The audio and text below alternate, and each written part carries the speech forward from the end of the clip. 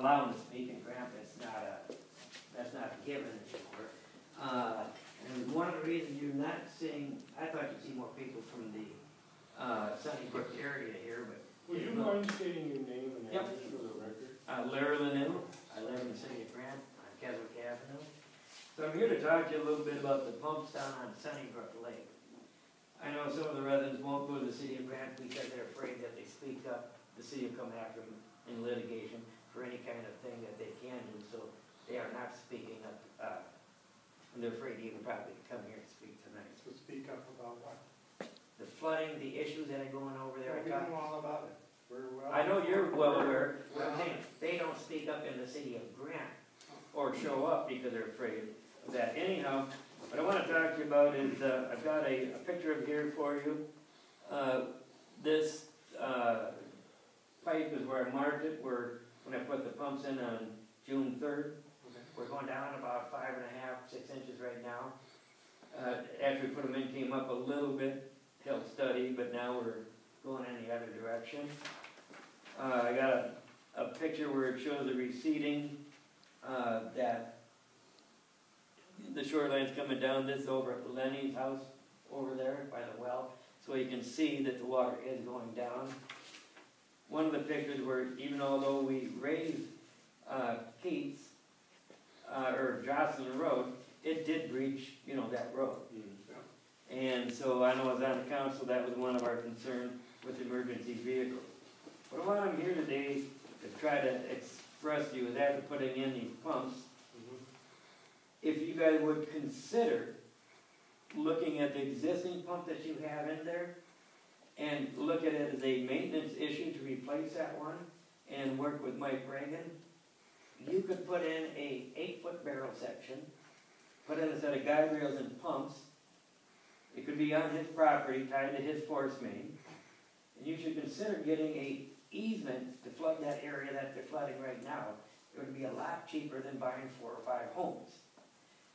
That buying us the easement, and an easement where that pipe goes right, he would still own it, still have the rights to use it in the golf carts and everything. You would just flood that sandy area. And because one of the issues we have right about down south. Down on Keats Pond. And he goes from Keats Pond, he ties into that force main, he pumps about 1,200 feet. Yeah. It daylights it and it floods that area where it was real gravelly in there. And if you had the easement for that, and all that could be done on one piece of property that Premier Bank owns, you wouldn't have to deal with 5 or 6. Homes is not going to take her flood. It is still going to have that issue down on Keats Pond.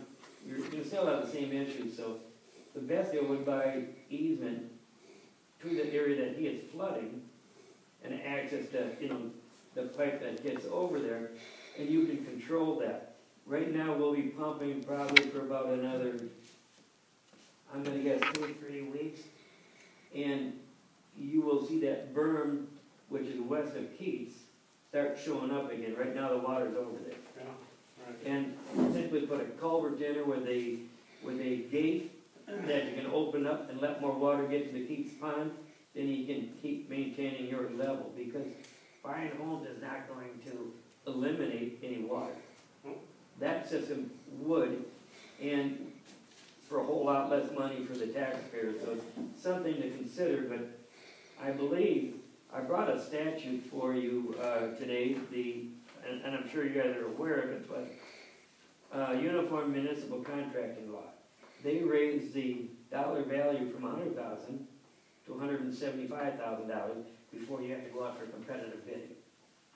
So you would still have to get a bid from 2 people, but by getting 2 bids without advertising for a bid and going through all that, you can save yourself a lot of advertising, engineering, and I'm here to tell you today that you get a set of pumps with that. Right now I've got 2 pumps in there with a 4-inch force main on each one of them, and they're spooled up to a 6-inch, so that's why I'm filling a 6-inch pump.